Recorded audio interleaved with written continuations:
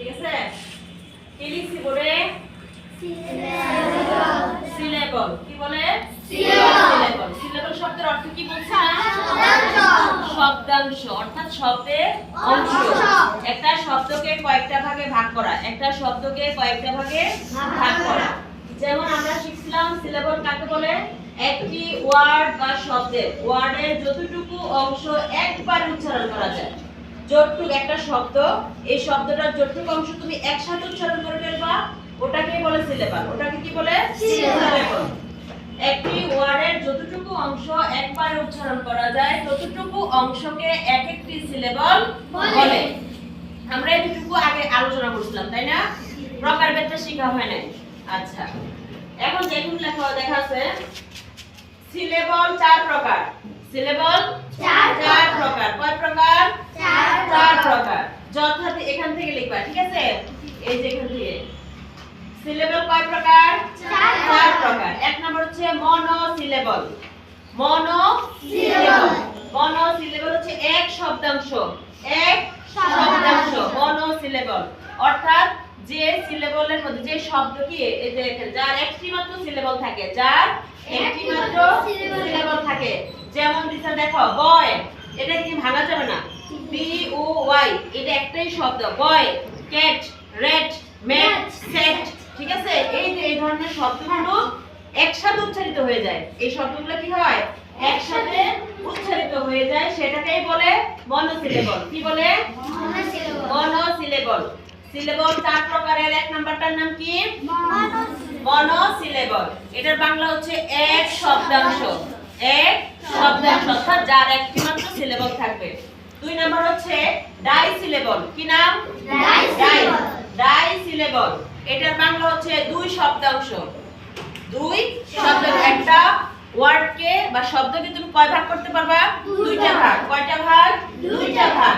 তো ডাইসিলেবল হচ্ছে যে সিলেবলের মধ্যে কি যার দুটি সিলেবল থাকে, যার যে শব্দাংশটাকে দুইটা ভাগে ভাগ করা যায়, যার দুটি সিলেবল থাকে। যেমন আমরা এখানে লিখছি ফার্মার, ব্রাদার, বেবি, মাদার।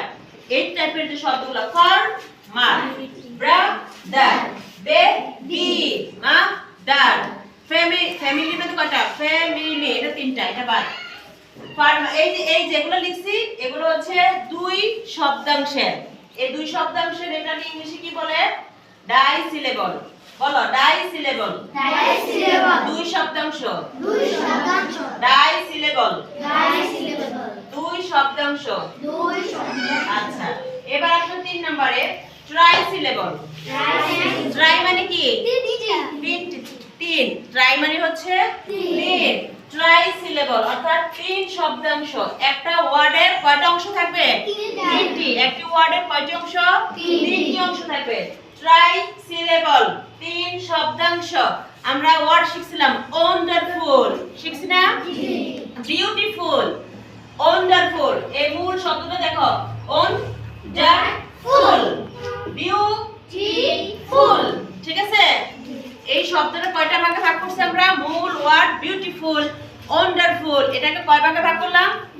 3 ভাগে। কয়টা ভাগে? 3টা ভাগে। এটাকে বলে ট্রাইসিলেবল। যার 3টি সিলেবল থাকে, যার 3টি সিলেবল থাকে তাকে ট্রাইসিলেবল বলে।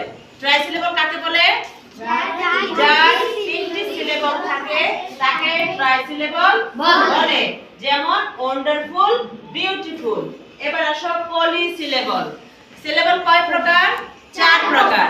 4 প্রকারের 4 নম্বরটার নাম কি? পলিসিলেবল। পলিসিলেবল। পলিসিলেবল অর্থ হচ্ছে বহু শব্দাংশ। বহু শব্দাংশ অর্থাৎ আমরা 3 পর্যন্ত ভাগ করতে পারতেছি। এরপর হচ্ছে কি যেটা 3 এর বেশি থাকবে সেটাই হচ্ছে পলিসিলেবল। যেটা যে ওয়ার্ডের মধ্যে, একটা ওয়ার্ডের মধ্যে 3 এর বেশি যখন ভাঙন থাকবে, একটা শব্দকে আমরা 3 এর বেশি ভাগ করব, সেটাকেই বলা হয় পলিসিলেবল। এটা হচ্ছে বহু শব্দাংশ।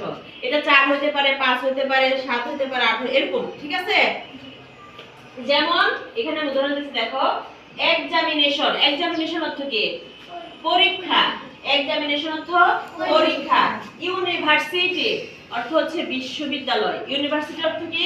বিশ্ববিদ্যালয়। যেমন আমরা এখানে এক্সামিনেশন এটাকে ভাগ করছি দেখো এক্সামিনেশন কয়টা হয়েছে দেখো তো এক্সামিনেশন 4 সিলেবল কয়টা এখানের মধ্যে 4 syllable 4 সিলেবল কয়টা 4 syllable ইউনিভার্সিটি